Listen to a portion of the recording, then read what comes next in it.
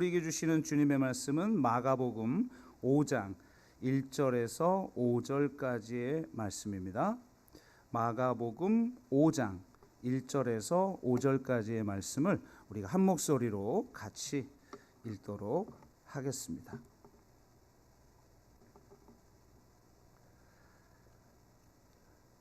네, 다 찾으셨으면 마가복음 5장 1절에서 5절까지를 한 목소리로 읽겠습니다. 같이 읽습니다. 예수께서 바다 건너편 거라사인의 지방에 이르러 배에서 나오심에 곧 더러운 귀신 들린 사람이 무덤 사이에서 나와 예수를 만나니라. 그 사람은 무덤 사이에 거처하는데 이제는 아무도 그를 쇠사슬로도 맬 수 없게 되었으니 이는 여러 번 고랑과 쇠사슬에 매었어도 쇠사슬을 끊고 고랑을 깨뜨렸음이로라. 그리하여 아무도 그를 제어할 힘이 없는지라. 밤낮 무덤 사이에서나 산에서나 늘 소리 지르며 돌로 자기의 몸을 해치고 있었더라. 아멘. 네, 삶을 올가매는 것으로부터 자유해지는 땅 거라사라는 제목으로 같이 한송희 목사님 말씀 증거해 주시겠습니다.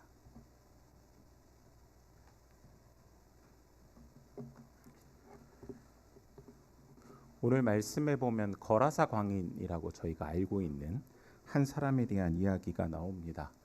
광인이라고 제가 한자로 표현을 했는데요. 우리나라 말로 풀었으면 뭐죠? 미친 사람.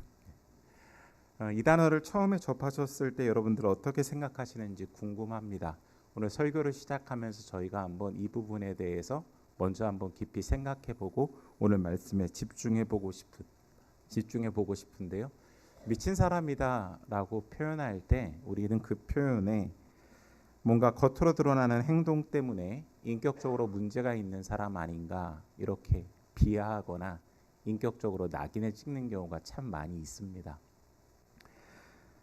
그래서 나와는 무관하다라고 생각을 하죠. 그러다 보면 오늘 말씀이 저와 여러분과 크게 상관이 없는 말씀 아닌가. 2000년 전에 한 지역에 살던 있는 미친 사람을 예수님께서 고쳐주셨네라고 넘어가실지 모르겠습니다만은 이 미친 사람에 대한 현대의학적인 정의를 조금 더 자세하게 살펴보다 보면 나와 무관하지 않구나라는 걸 느끼실 겁니다.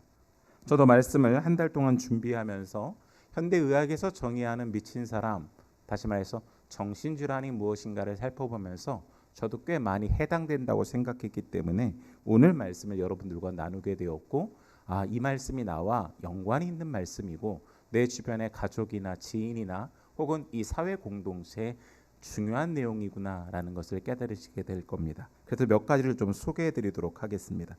현대의학에서는 과거에 흔히 쓰던 미친 사람이라는 비하적이거나 모호한 낙인 대신 정신질환 또는 정신건강 조건이라는 명확한 의학적 용어를 사용합니다. 이산행동을 인격의 결함이 아니라 뇌 기능의 일시적 오작동이나 치료가 필요한 질병이다라고 명확하게 정의를 내리고 있습니다. 나중에 여러분들이 조금 더 궁금하시면 인터넷을 통해서 찾아보시면 좋겠는데요. 기능의 저하가 오는 상태, 다시 말해서 인지나 감정 조절이나 행동에 문제가 생겨서 우리의 일상의 터전이 직장이나 학교나 가정에서 일상생활을 제대로 유지하기가 어려울 때를 나타내는 하나의 말인 것이죠. 또는 그 사람이 주관적으로 고통을 느껴서 극심한 괴로움이나 스트레스를 호소할 때 정신질환이 있다라고 이야기를 합니다. 문화적으로 예외적인 상황도 있습니다. 가까운 가족이 상을 당해서 슬프잖아요. 일시적으로 슬픈 것은 정신질환이라고 하진 않지만 그것이 지나고 난 다음에도 계속 뭔가 자신을 압박하는 것 때문에 스트레스를 받는다면 정신질환이다라고 생각을 합니다. 아직은 잘 안 와닿으시죠? 그래서 제가 몇 가지 예를 한번 들어드릴 테니까 한번 이렇게 체크해 보셨으면 좋겠어요. 저는 체크해 보다 보니까 한 3가지는 해당들어서 나도 정신질환 쪽에 속해 있구나 이런 생각을 했습니다. 출근길에 지하철에서 갑자기 숨이 안 쉬어집니다. 이걸 뭐라고 하냐면 공황장애 및 불안장애라고 하는데 저는 잠자다가 한번 숨이 안 쉬어져서 깼던 일이 있습니다. 제 지금의 처해 있는 상황 때문에 굉장히 불안했거든요. 그러다 보니 그런 현상이 나타난 거죠. 아무것도 하기 싫고 침대 밖으로 나가기도 무섭다라고 해서 무기력하게 빠져 있는, 다시 말해서 우울증과 주요 우울 장애를 겪고 있는 것도 정신질환의 일환이다라고 평가가 되어집니다. 이 부분만이 해당되실 것 같아요. 쇼츠나 릴스 없으면 1분도 집중을 잘 못하겠다. 성인 ADHD를 말하죠. 이거 해당되시는 분들 꽤 있으실 것 같아요. 그 다음에 과도한 업무 후에 이성이 마비된 것 같다. 그러니까 생각이 잘 작동이 안 되는 겁니다. 이런 것을 번아웃 및 적응장애다라고 이야기를 하는데, 이러한 현상들이 내게서 나타나거나 주변에 있는 게 나타나면 예전으로 말하면 어떤 사람이죠? 미친 사람입니다. 근데 우리는 그 단어는 나와 무관하다고 생각하는데 이런 증상이 나타나는 거에 대해서는 생각을 안 하고 있었던 것이죠. 그러면 저나 여러분들도 엄밀하게 말하면 오늘 본문으로는 미친 사람인 거고 정신질환에 가까운 현상이 나타나고 있는 것입니다. 근데 이것뿐만이 아니라 이런 것도 미친 사람, 다시 말해서 정신질환의 일환입니다. 집단 공동체적으로 비슷한 증상이 반복적으로 나타나는 것이죠. 예를 들면 정서적 전염과 집단 번아웃 현상인데요.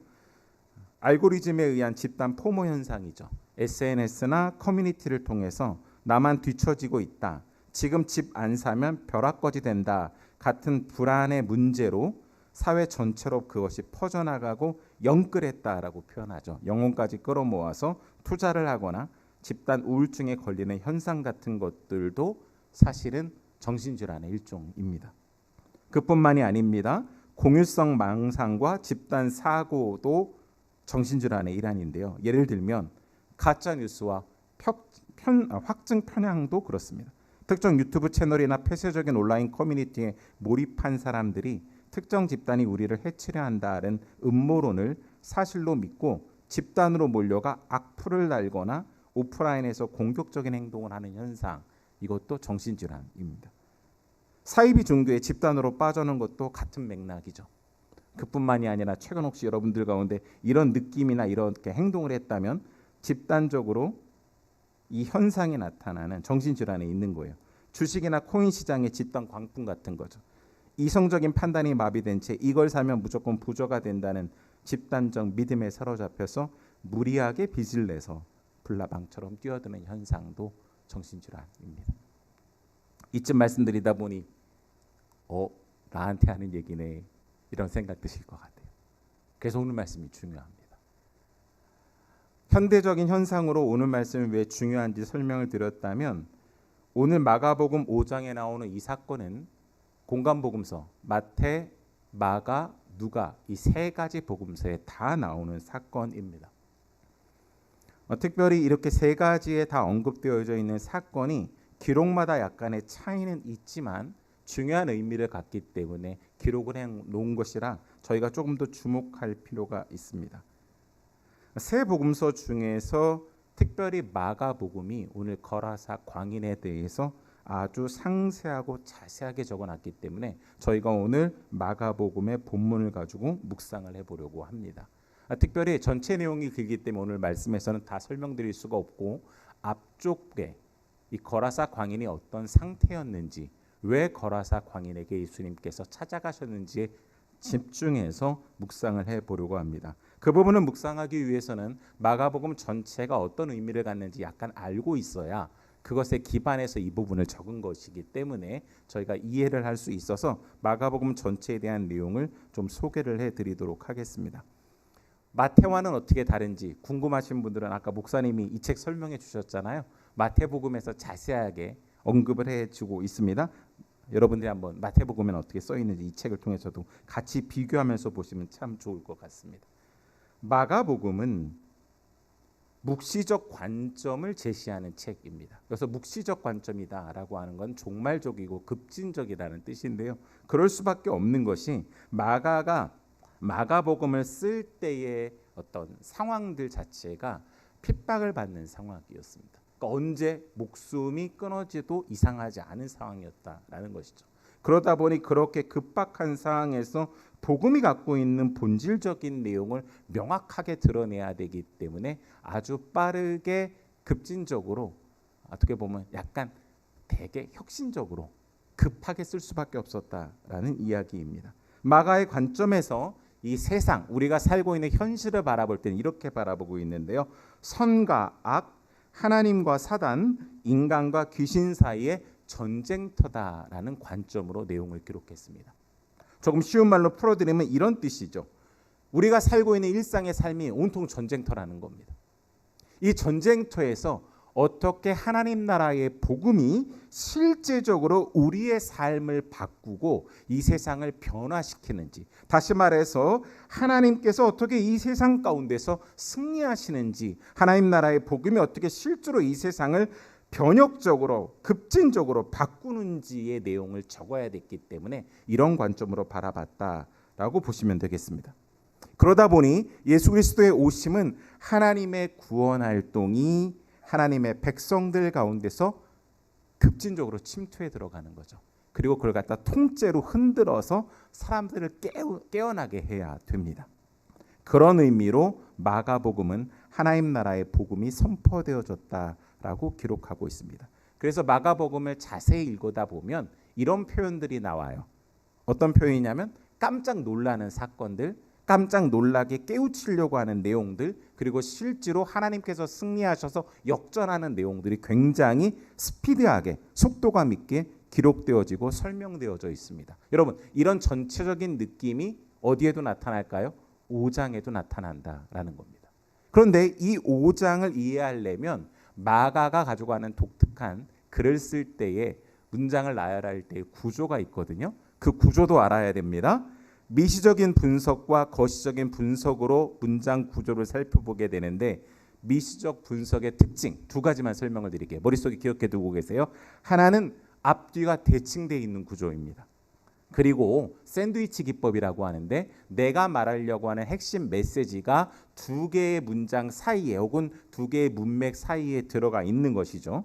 그리고 거시적인 관점에서는 끊임없이 질문을 던집니다.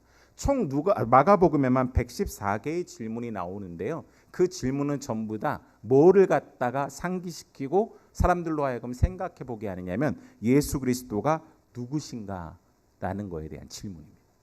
그러니까 예수님이 이 세상에 오셔서 어떤 일을 하셨는지도 예수님께서 어떠한 분이신지를 더 깊이 생각하게 하더라라는 것이죠. 따라서 오늘 기록되어져 있는 마가복음 5장도 이런 문장의 구조와 의미와 연결됩니다. 그래서 이제부터 저희가 말씀 한번 자세히 보면서 살펴보도록 하겠습니다. 먼저 마가복음 5장 오늘 읽었던 1절과 2절을 제가 세 번역으로 좀 읽어드릴게요. 그들은 바다 건너편 거라사 사람들의 지역으로 갔다. 거라사 사람들이 사는 지역이다라고 이야기를 합니다. 자막이 준비되어져 있어서 여러분한테 지도로 한번 보여드리도록 하겠습니다. 네, 저 원 안에 있는 지역이 거라사 지역, 다시 말해서 거라사 사람들이 살고 있는 지역입니다. 저기 인터넷에 나오는 지도를 제가 가져왔는데요. 검은색으로 점이 보이시죠? 잘 안 보이시나요? 보이시죠? 네. 그 저 점이 몇 개인지 한번 지금부터 세볼까요? 네. 여러분 한번 눈으로 빨리 세보시죠. 몇 개? 예. 눈이 밝으시군요. 10개 맞습니다. 그러니까 10개의 도시가 있는 저 지역을 데가볼리 지역이라고 표현을 하는데, 이 데가볼리 지역을 표현할 때 대표 지명으로 거라사라는 표현을 썼다라고 학자들이 많이 이야기를 합니다. 따라서 마가복음과 누가복음에 나와 있는 이 거라사라는 표현은 저 10개 중에 저 아래쪽에 보면 가다라, 저 중앙에 적혀 있는 마을이 하나 있는데요. 저 가다라라는 성읍을 포함해서 저 지역을 거라사 지역이다라고 생각하시면 되겠습니다. 그러니까 저 지역으로 예수님께서 제자들과 함께 저 중앙에 보면 갈릴리 바다가 호수가 보이시죠? 저기를 건너서 가셨다라는 뜻입니다. 2절 말씀 읽어드리겠습니다. 자막 빼주셔도 되고요.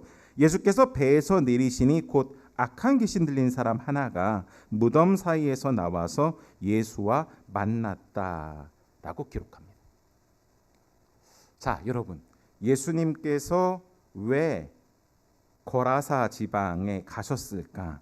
이 사람을 만나기 위해서 가셨다라는 것입니다. 여러분 이게 어떤 의미가 있는지 아까 말씀드렸던 마가복음의 구조를 가지고 좀 설명을 드리도록 할게요.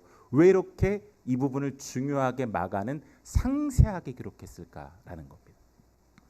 이 부분을 이해하려면 큰 맥락에서 마가복음 3장, 4장, 5장, 6장, 7장에 대한 이해가 필요한데요. 자, 지금 제가 3, 4, 5, 6, 7 말씀을 드렸죠. 마가복음 5장을 중간쯤에 위치하는데요. 3장은 예수님께서 제자들을 선택하고 부르시는 내용이 나옵니다. 아까 샌드위치 구조라고 말씀드렸잖아요. 그럼 이것과 대비되어지는 6장은 예수님께서 제자들을 이렇게 부르시고 다시 파송하면서 너희들이 세상으로 나아가서 이런 사명을 감당하라라고 이야기를 합니다. 대칭 구조죠. 그러니까 3장과 6장이 대칭돼요. 그러면 아까 말씀드렸듯이 샌드위치 구조는 그 안의 내용이 그 제자로 부르신 사람들한테 너희가 이렇게 하라라는 것을 전달하시려고 이 샌드위치 구조로 마가는 기록했다라는 거죠. 자, 그럼 저희가 주목하면서 보아야 될 건 우리가 예수 그리스도의 제자라면 주님께서 하나님 나라의 복음을 선포하셨는데 그 하나님 나라의 복음 당신 자신께서 이 땅에 오시면서 하나님 나라가 이 세상의 현실 속에 도래한 것인데 그것이 무엇을 의미하는가를 잘 전달하려는 내용 아니었겠냐라고 저희는 충분히 추측이 가능합니다. 그렇다면 3장 다음에 놓여져 있는 4장이 중요하겠죠. 자, 그럼 4장에는 무슨 내용이 나오는가? 여러분 한번 집에 가서 꼭 찾아보십시오. 거기에는 하나님 나라에 대한 비유 4가지가 나옵니다. 그러니까 하나님 나라이신 예수 그리스도께서 이 땅에 오시면서 하나님의 나라가 전쟁터인 이 세상에서 어떤 능력이 있는지를 설명을 뭘로 하셨다는 거예요? 하나님 나라에 대한 비유 4가지로 하셨다라는 거죠. 그러면 이 비유에 대해서 대칭 구조에 있는 그죠? 5장이 이게 실제로 뭐를 얘기하는 거지 현실 세상에서 일어난 사건을 기록할 수밖에 없습니다. 바로 오늘 거라사 광인의 사건부터 해서 5장에 아까 4가지 비유로 4장에 적어놨다 그랬잖아요. 4가지의 기적으로 하나님 나라가 어떻게 구현되는지를 명확하게 적어놓은 것입니다. 요약해보면 이렇게 말씀드릴 수 있어요. 하나님 나라의 능력이 현실에 우리가 살고 있는 삶, 이 세상에서 어떻게 펼쳐지는지 예수님께서 직접 제자들과 사람들에게 들려주시고 보여주시면서 하나님 나라의 의미를 구체적으로 설명해 주신 것이다 라는 것입니다. 그래서 저희가 오늘 5장 이 첫 번째 말씀에 주목하는 것이죠. 그러면 5장의 이 기적은 비유 어떤 것과 연결되느냐라고 봤을 때 바로 처음에 나오는 씨 뿌리는 비유와 대칭 구조에 있고 씨 뿌리는 비유를 통해서 이게 현실에 어떻게 드러나는가를 연결시켰다라는 것입니다. 여러분 씨 뿌리는 비유 잘 아실 거예요. 잘 모르시는 분들은 한번 성경 꼭 찾아보십시오. 이 부분에 보면 그죠? 돌짝밭 같은 것도 나오고 혹은 가지덩풀 막 이런 것들이 나옵니다. 새가 와서 막 쪼아먹고 씨앗을. 이게 무엇을 의미하는가라는 거죠. 마가는 이것이 아까 말씀드렸던 이 세상 전쟁터 같은 세상에 하나님의 나라의 복음이 선포되어질 때 그 능력이 나타날 때 그 능력들을 방해하고 저항하는 귀신, 사단, 세상의 권력, 세상의 어떻게 잘못된 것들을 의미했다라는 것입니다. 그러니까 하나님의 나라의 복음이 선포되어질 때 계속 강력하게 현실적으로 방해하고 저항하고 부딪히는 것들에 대해서 나타내는 것이었고 그런 모든 것들을 부시고 파하시고 멸하시면서 그것으로부터 해방시키고 자유하게 하고 세상으로부터 올가매어지는 것들로부터 회복시키는 사건이 바로 풍랑을 잔잔케 하시고 오늘 거라사 광인 회복시키는 사건이다라고 보시면 되겠습니다. 자, 이제 그러면 이게 얼마나 중요한 의미를 갖는지 아시게 되셨죠? 구조적으로. 근데 특별히 마가는 그 구조만 가지고가 아니라 이게 얼마나 강력한 저항을 갖고 있는지를 먼저 기록을 상세하게 하고 있습니다. 자, 여러분들 어디를 보셔야 되냐면요. 3절, 4절, 5절 말씀. 제가 세번역 성경으로 읽어드릴게요. 이게 다른 복음서에는 안 나와요. 그는 무덤 사이에서 사는데 이제는 아무도 그를 쇠사슬로도 묶어둘 수 없었다. 여러 번 쇠고랑과 쇠사슬로 묶어두었으나 그는 쇠사슬도 끊고 쇠고랑도 부수었다. 아무도 그를 휘어잡을 수 없었다. 그는 밤낮 무덤 사이나 산속에서 살면서 소리를 질러대고 돌로 제 몸에 상처를 내곤 하였다. 아멘. 이렇게 기록합니다. 귀신 들린 사람이 통제불능 상태에 빠져 있다라는 것이죠. 우리로 말하면 어떤 표현이에요? 그냥 그거는 그 사람의 문제다라고 방치해 두고 있는 것과 비슷합니다. 나와 상관없으니까. 이 공동체에서 나름 그죠? 우리를 공격하기도 하고 혼란에 빠뜨리기도 하니 쇠사슬로 묶어두려고 했었지만 그러지 못한 상황이니까 그냥 방치해 버려 둔 거죠.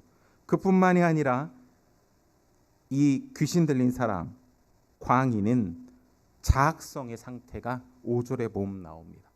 자기를 해하는 거예요. 요즘으로 말하면 아까 서두에 제가 말씀드린 것처럼 정신질환 때문에 혹시 삶을 올가매는 여러 가지 것 때문에 불안과 두려움에 사로잡혀서 자기 파괴적으로 무기력하고 우울증에 빠지고 혹은 내 가족이 나의 어떤 공동체 어떤 사람이 그런 상태로 있는데 우리가 그냥 방치해버리고 있는 것 아닌가라는 내용과 비슷하다라는 것입니다. 왜 마가는 이 내용을 자세하게 표현했을까라는 것입니다. 특별히 마가가 독특한 표현을 썼는데요. 마가가 여기서 귀신 들린 사람이라고 표현한 것은 원어 성경의 느낌으로 보면 더러운 영에 사로잡혔다라는 표현을 씁니다. 이 표현은 다른 복음서에서는 안 나와요. 마태복음에 전혀 등장하지 않고 누가는 딱 한 번만 표현한 표현입니다. 근데 유독 마가복음에서는 11번이나 이 표현을 사용하고 있습니다. 근데 11번 중에서 5장 오늘 읽었던 말씀에 무려 3번이나 언급되어지고 있는 거예요. 그러면 이 표현을 그냥 마가가 쓴 게 아니겠죠? 더러운 영에 사로잡혔다. 그러니까 여러분 더러운 귀신이다라고 하면 우리는 자꾸 귀신 직접 들린 것만 생각하는데 그게 아니라 더러운 영이라고 하면 뉘앙스가 조금 다르지 않습니까? 뭔가 나를 괴롭히는 것들에 사로잡혔다라는 거. 나 일상의 삶을 그저 올가매는 어떤 것이 있으면 그것이 나로 강압적이고 나로 하여금 묶어서 아무것도 못하게 하고 더욱더 나아가고 어떻게 보면 기쁨을 누릴 수 있고 자유한 삶을 살 수 있는데 그것에 강제적으로 묶여있는 삶에 묶여있다라는 뉘앙스 그 느낌을 마가는 더 많이 전달하려고 이 표현들을 사용한 것이죠.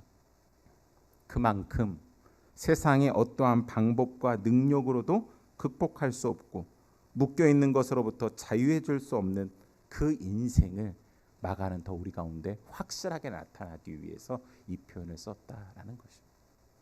사랑하는 여러분, 혹시 여러분 가운데 혹은 우리 주변에 아니면 우리가 알고 있는 사회에 그 공동체에 이러한 모습들이 있는데 나는 방치하고 있지 않나 오늘 한번 기억해 보셨으면 좋겠습니다.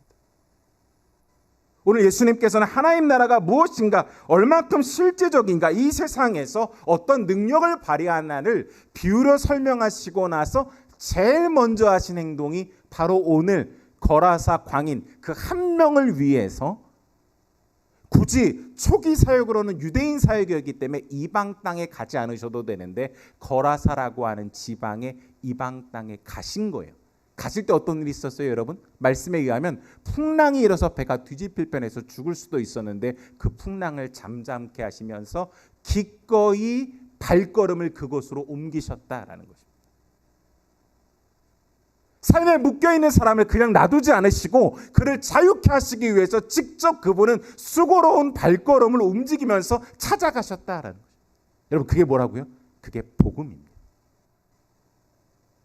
그냥 종교적으로 내가 봐서 예배드리고 그냥 내가 뭔가 신앙심이 있는 것처럼 행동하는 것으로 끝나는 것이 우리가 믿고 있는 기독교 복음이 아니라 그 복음은 전쟁터 같은 이 세상에서 삶에 올가매어져 있는 그것으로 말미암아 그가 무기력하고 아무것도 할 수 없는 사람, 세상 사람들한테 소외되어지고 방치되어 있는 그들을 위해서 기꺼이 움직이는 발걸음, 그것이 복음이다라고 기록했다라는 것입니다. 우리의 삶이 그러기를 간절히 소원합니다. 그것이 예수님의 발걸음이시기 때문에 그렇습니다. 두 번째 저희가 조금 더 묵상해 보고 싶은 내용이 있어요. 이렇게 가신 예수님께서 그를 자유하게 하셨습니다. 근데 말씀은 여기서 끝나지 않고 마가복음은 또 한 부분을 상세하게 기록합니다. 마가가 이 사건을 통해서 꼭 말하고 싶었던 내용이죠. 오늘 읽었던 본문엔 나오지 않지만 여러분 마가복음 5장 20절인데요. 제가 자막으로 준비했습니다. 한번 세 번역으로 적혀있는 이 자막을 같이 읽어보도록 하겠습니다. 같이 읽겠습니다. 시작. 그는 떠나가서 예수께서 자기에게 하신 일을 데가볼리에 전파하였다. 그리하니 사람들이 다 놀랐다. 아멘. 전도했다라는 뜻이 아니에요. 이 말의 내용은. 여러분 좀 자세히 보겠습니다. 왜냐하면 마가가 굳이 이 표현을 하는 이유가 있지 않겠습니까? 마가복음 5장의 기록에서 특히 주목을 끄는 건 바로 예수 그리스도 하나님 나라의 복음을 자기의 삶에서 실제로 경험하면서 해방된 자유한 이 사람이 데가볼리에서 이 사실을 선포했다라는 것입니다. 내가 자유해졌고 복음은 그런 것이다 라는 것을 전달하면서 사람들한테 이야기했다라는 것이죠. 예수님으로 말미암아 귀신들의 세력으로부터 강력하게 자기의 삶을 올가매고 우리 사회를 올가매는 것으로부터 결정적으로 구원받은 그것을 경험한 한 사람이 데가볼리에서 예수를 증거했다는 사실이 왜 중요하냐라는 거죠. 자, 제가 아까 말씀드렸죠. 예수님의 초기 사역은 유대인들에게 집중되어져 있습니다. 그런데 예수님께서 기꺼이 거라사 지역으로 오셔서 이 미친 사람, 광인을 삶으로부터 자유케 합니다. 그리고 다시 건너가셨어요. 여러분 거기에 머무르셨다면 이게 이렇게 중요하진 않을 텐데 예수님은 다시 초기 사역을 하는 유대 쪽으로 돌아가십니다. 그리고 막 사역을 하세요. 자, 그리고 다시 이 지역으로 넘어옵니다. 그 내용이 마가복음 7장 31절부터 8장 9절에 적혀 있는데요. 거기에 오셔서 언어와 청각장애를 가졌던 사람들을 치유해 주셨고 떡 7개와 생선 몇 마리로 이방인 4,000명을 먹인 사건, 그 놀라운 하나님 나라가 실제의 삶에 어떤 역사를 일으키는지를 막 펼치십니다. 이 이방인 지역에서의 사역을 하시는데 이 활동을 할 때 사람들이 막 모여들었거든요. 도대체 이 사람들은 어떻게 그것을 알고 예수님께서 다시 이 지역으로 건너오셨을 때 모였냐라는 것입니다. 여러분 추측이 가능하시죠? 맞습니다. 여러분이 지금 추측하는 게 맞습니다. 내가 삶을 올가매는 것부터 자유해지는 이 한 사람이 아까 보여드렸던 10개의 지역, 가까이는 바로 갈릴리에 인접한 히보라고 하는 성읍부터 시작해서 조금 멀리는 이스라엘 평야의 동남편에 위치한 바로 데가볼리 지역의 수도라고 불렸던 스키토폴리스라고 하는 동네, 아까 보여줬던 그 10개의 동네를 계속 다니면서 뭘 했던 거예요? 예수 그리스도가 누구인지, 복음이 실제로 나의 삶을 어떻게 바꾸는지, 그리고 그 복음이 우리로 하여금 이 전쟁터 같은 세상에서 우리를 얼마나 자유케 하는지에 대해서 계속 말하면서 사람들한테 그에 대한 공감을 시키고 거기에 모여서 똑같은 현상을 겪고 있는 사람들이 있지 않겠습니까? 삶에 올가매어져서 아무것도 힘을 쓰지 않는 사람들, 아무도 주목하지 않고 관심을 기울이지 않는 사람들, 소외되고 방치되어 있는 사람들을 대변해서 그의 목소리를 냈기 때문에 예수님께서 다시 오셔서 사역을 하실 때 수많은 사람들이 몰려와서 예수 그리스도를 만나고 하나님 나라의 복음이 실제 삶을 어떻게 변화시키는지 그 기적과 여러 사건들을 경험했다라는 것이죠. 예수 그리스도로 말미암아 해방을 경험한, 자유함을 경험한 그 사람은 예수 그리스도를 대신해 자유를 세상에 선포하는 발걸음으로 살았습니다. 사랑하는 여러분, 저와 여러분은 그런 삶을 살고 있느냐? 그냥 교회 와서 예배드리는 삶으로 머무르고 있다면 죄송합니다. 우리는 예수 그리스도를 제대로 믿고 있는 게 아니죠. 복음을 추상적으로 생각하고 복음이 실제 나의 삶에 이 세상에 얼마나 영향력이 있고 능력이 있는지를 내가 거부하고 굉장히 복음을 협소하게 만들어 놓고 있는 거예요. 근데 오늘 이 사람은 곳곳을 다니면서 이 복음이 얼마나 능력이 있는지 사람들에게 목소리를 낸 겁니다. 그리고 누군가를 대변해서 목소리를 바라는 것이죠. 현대적으로 이런 발걸음은 다양하게 펼쳐질 수 있습니다. 말씀을 제가 마무리하면서 오늘 책 한 권을 소개해드리고 우리의 그 복음을 누군가의 목소리를 내는 것, 대변하는 게 어떤 것인지 좀 소개를 해드리고 마치려고 합니다. 제가 갖고 나온 책인데요. 이향인이라는 책입니다. 라미 카민스키라는 사람이 쓴 건데요. 이 책에 대해서 좀 소개를 해드리도록 할게요. 라미 카민스키는 임상 심리학자이자 뉴욕시 통합정신의학연구소 설립자로 40년 이상 세계 지도자, 최고 전문가 등 수천 명의 심리를 상담한 저명한 정신과 의사입니다. 1990년대에 뉴욕의 마운트 시나이 의료센터에서 근무하면서 알츠하이머 병과 파킨슨 병, 다발성 경화증, 정신분열증과 같은 퇴행성 뇌 질환에서 히스타민의 역할 등 뇌 연구에서 획기적인 발견을 여러 차례 이뤄냈습니다. 말이 좀 어렵네요. 요약하면 이런 거죠. 그의 재능과 직업 가지고 그의 사명을 다했다라는 것입니다. 자, 이게 무슨 말인가 조금 설명을 드릴게요. 사실 우리가 알고 있는 보편적인 내용이 있습니다. 혼자보다는 함께하는 게 낫다라는 절대적인 믿음이죠. 사실 맞습니다. 우리가 공동체를 설명하고 협력을 설명할 때 많이 드는 예이에요. 당연히 혼자보다는 함께하는 게 낫죠. 하지만 문제는 이런 내용을 가지고 우리는 모든 사람에게 동일하게 적용한다라는 겁니다.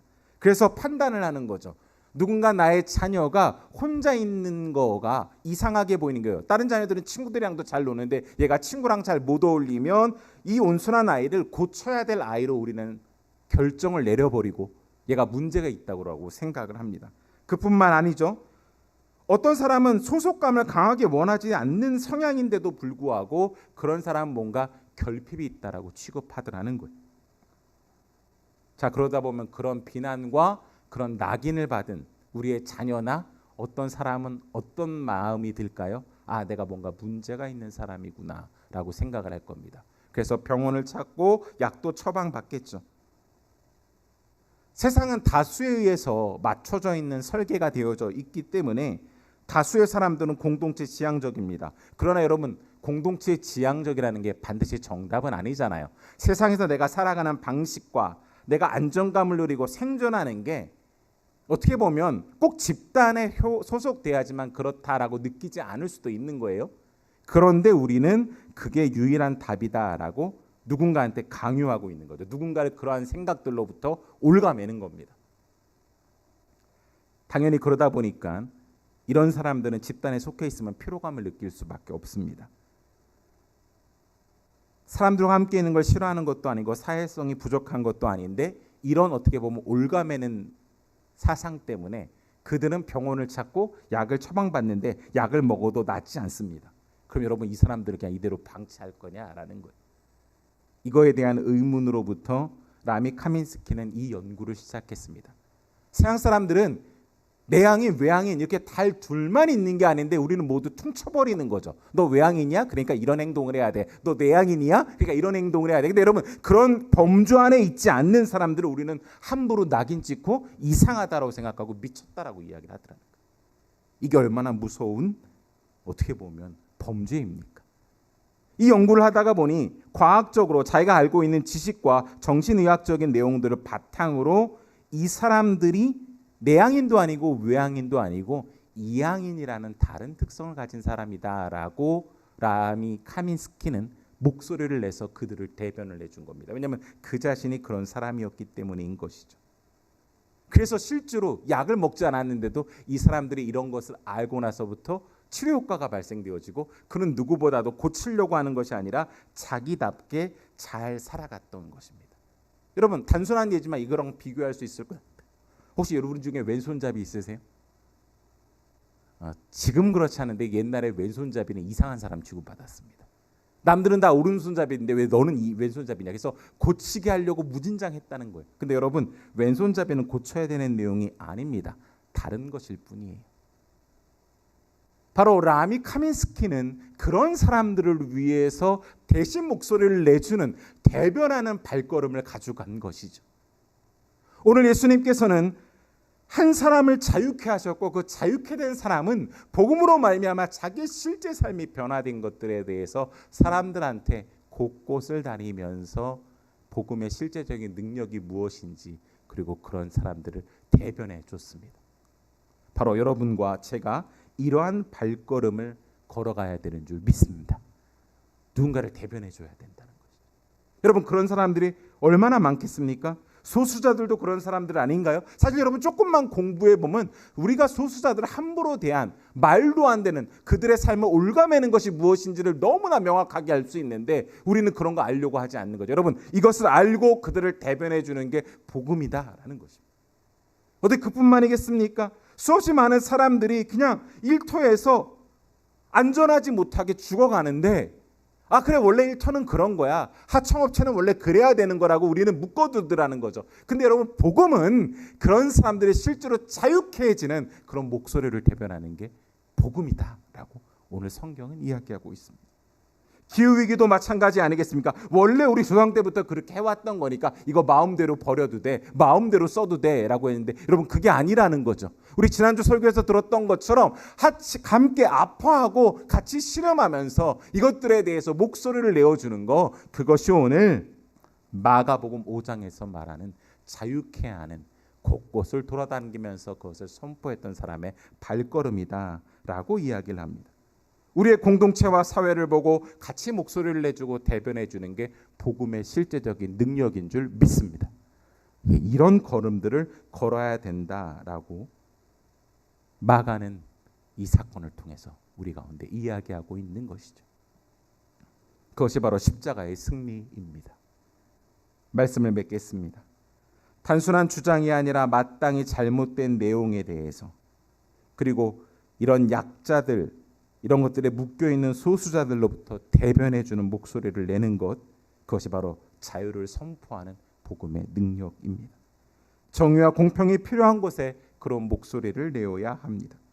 우리 자신의 삶에서, 우리 공동체와 사회에서 우리의 삶을 올가매는 것들에 갇혀 있다면 우리는 이 갇혀있는 삶으로부터 해방되고 자유해야 되는 줄 믿습니다.